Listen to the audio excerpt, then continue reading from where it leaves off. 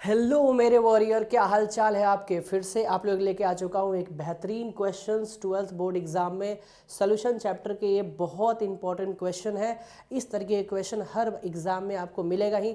10 question आपको कराने वाला हूँ। इस 10 क्वेश्चंस के सारे क्वेश्चंस आप लोग कर लेना, इसी में से एग्जाम में आएगा और इसमें बस डिजिट चेंज होगा, बाकी सारे प्रोसेस वही रहेंगे जो मैं प्रोसेस आपको करवाने वाला हूँ। ठीक है, अब इस क्वेश्चन नंबर 3 को देखिए, क्योंकि क्वेश्चन नंबर 1 क्वेश्चन नंबर 2 आपको मैंने बता दिया है। क्वेश्चन नंबर 3 देखिएगा, ध्यान समझिए क्वेश्चन क्या कहना चाहता है। क्वेश्चन कह रहा है calculate the boiling point of a solution when 4 gram of magnesium sulphate. 4 gram of magnesium sulphate, molar mass magnesium sulphate का कितना देखा, 120 ग्राम पर मोल दिया हुआ है। यहाँ पे बोल रहा है कि was dissolve in 100 gram, was dissolve in 100 gram water has assume magnesium sulphate undergoes complete ionize. क्या कह रहा है, कंप्लीट आयोनाइज।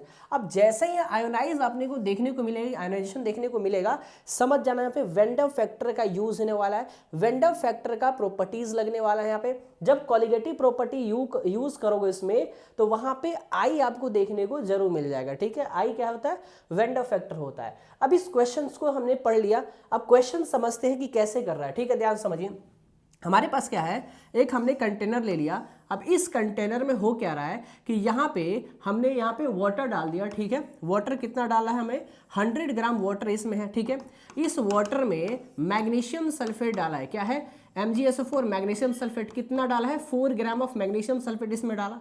अब ये कंप्लीट आयोनाइज हो गया। जब कंप्लीट आयोनाइज हो जा रहा है, इसका मतलब यहाँ पे वेंडर फैक्टर यूज होने वाला है। तो अब बोला ये बात कि जब कंप्लीट आयोनाइज हो जाएगा, तब बताइए कि इसका बॉइलिंग पॉइंट क्या होगा।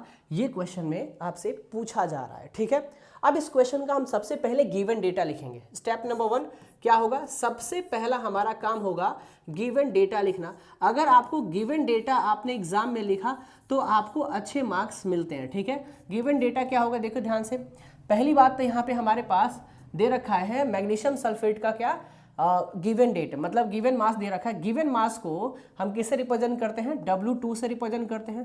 तो W2 इज इक्वल टू 4 ग्राम दिया हुआ है। ठीक है, इसके बाद से यहाँ पे हमारे पास W1 जो सॉल्वेंट होता है, मास ऑफ सॉल्वेंट होगा बेटा। तो मास ऑफ सॉल्वेंट को हम W1 से रिप्रेजेंट करते हैं। कितना दिया हुआ हमारे पास, 100 ग्राम दिया हुआ है। मोलर मास जब बात करें तो मोलर मास हमेशा सल्यूट का देता है, और जब सल्यूट को हम 2 से रिप्रेजेंट करते हैं तो मोलर मास भी हम क्या करेंगे, 2 से ही रिप्रेजेंट करेंगे। कितना आएगा, 120 ग्राम पर मोल यहाँ पे आएगा। क्या है बात समझ में आ रही है। क्या क्वेश्चन पूछा है, बॉइलिंग पॉइंट ऑफ सॉल्यूशन पूछा है, मतलब कि आपको टीवी फाइंड आउट करना है। ठीक है, अब इस क्वेश्चन को हम कैसे, और क्या दे रखा है, केबी की वैल्यू भी दी हुई है। केबी कितनी दी हुई है, 0.52 केल्विन केजी पर मोल, केल्विन केजी पर मोल ये दिया हुआ है। अब इसमें इस क्वेश्चन का स्टेप समझना कि लिखना कैसे है बोर्ड के एग्जाम में। देखो, हमें क्वेश्चन सॉल्व करना आता है, बट बोर्ड में लिखा कैसे जाएगा, अगर वो हमें समझ में नहीं आया, वो अच्छे से हमने नहीं लिखा, तो मार्क्स कटते हैं इसे भी।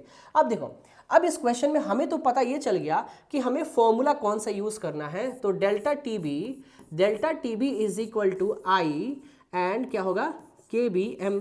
ये फॉर्मूला हमें क्या करना है, यूज करना है। लेकिन क्या आपको डेल्टा टीबी यहाँ पे पता है, क्या आपको यहाँ पे आई की वैल्यू पता है, तो आंसर इज नो, इसकी वैल्यू हमें पता नहीं है।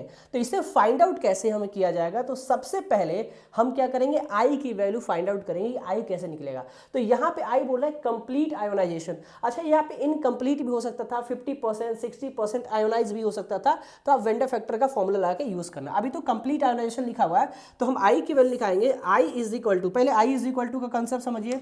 यहाँ पे सबसे पहली बात है कि क्या हो रहा है, मैग्नीशियम जो है, मैग्नीशियम सल्फेट ये डिसोसिएट हो रहा है और टूट रहा है मैग्नीशियम 2+ NSO4 2- में। ठीक है, बात समझ में आ रही है। तो हमने आई की वैल्यू, जब मैं फाइंड आउट करने के लिए बात बोलूँ, तो इसके आई की वैल्यू कैसे फाइंड आउट करोगे। तो देखो, मैंने बोला था कि एक आफ्टर डिसोसिएशन और एक क्या होता है, बिफोर डिसोसिएशन।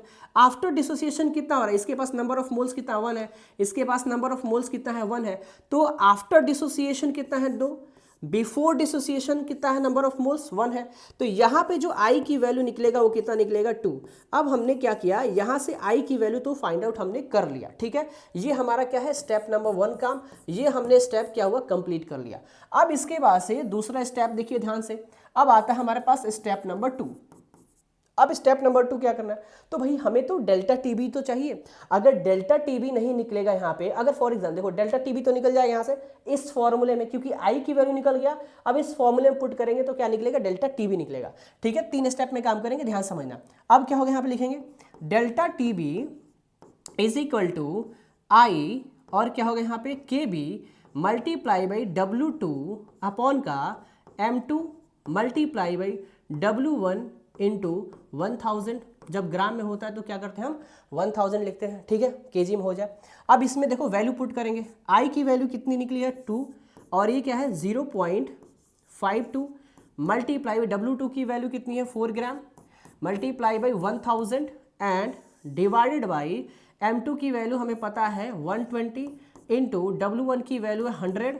अब इससे कैंसिल आउट करते हैं, इस 3 जीरो से ये 3 जीरो कैंसिल आउट हो जाएगा। ठीक है, इसके बाद से आप देखो यहाँ पे ध्यान से, तो यहाँ पे क्या हमारे पास है 120 है ना, हाँ 120 है, तो 4 3 जा कितना हो जाएगा, 4 3 जा 12 हो जाएगा। अब इस 3 से इसको हम कैंसिल आउट करेंगे तो क्या हो जाएगा 0.1 और 4 हो जाएगा। तो यहाँ पे 2 मल्टीप्लाई बाई 0.4 आया, ठीक है 14 आया।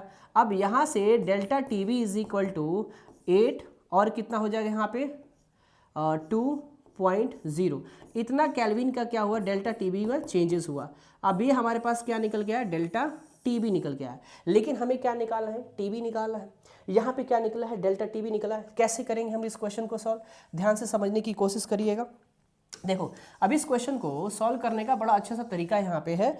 आपको कुछ एक फॉर्मेट और पता होना चाहिए कि अगर प्योर वाटर होता है तो उसकी बॉइलिंग पॉइंट क्या होती है। अगर हमारे पास प्योर वाटर दिया हुआ है तो प्योर वाटर का जो बॉइलिंग पॉइंट होता है वो कितना होता है, 100 डिग्री सेल्सियस होता है।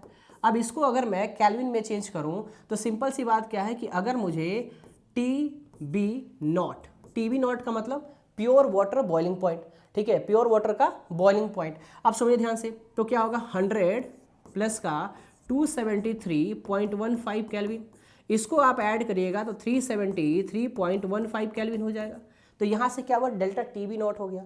अब हमारे पास एक फॉर्मूला बनता है क्या, delta T B is equal to T B minus, मतलब कि सोल्यूशन का बॉइलिंग पॉइंट और यहाँ पे प्योर वाटर का क्या होगा भाई, बॉइलिंग पॉइंट होगा। वैल्यू पुट करेंगे, क्या होगा 0.28 kelvin is equal to delta T B, sorry T B निकालना है मुझे, ये कितना है 373.15 केल्विन दिया हुआ है। अब इजिली निकल के आएगा भाई T B is equal to, इसमें ऐड कर दो आप तो कितना आएगा 373.15 प्लस 0.28 केल्विन। तो इसे ऐड करोगे आप तो वैल्यू निकल के आएगी 8 और 5 13 और 1 2 1 3 4.373 केल्विन। ये आपका क्या हो जाएगा, फाइनल आंसर हो जाएगा। इस तरीके से हमें क्वेश्चन सॉल्व करना है बोर्ड के एग्जाम में। अगर ऐसे सॉल्व करोगे तो बहुत अच्छे से मार्क्स आपको मिलेगा, ठीक है, ओके। और हाँ, एक चीज़ याद रखिएगा, जो मैं क्वेश्चंस कराते जा रहा हूँ प्लीज़ इसको आप करते जाइएगा। विश्वास करिए, ट्रस्ट करिए कि इससे बाहर क्वेश्चंस नहीं पूछा जाएगा, ठीक है। सब्सक्राइबर कम है लेकिन इसके मतलब ये नहीं है कि कंटेंट में दम नहीं है, बहुत है, बस देखते जाइए, ठीक है, okay. Thank you so much.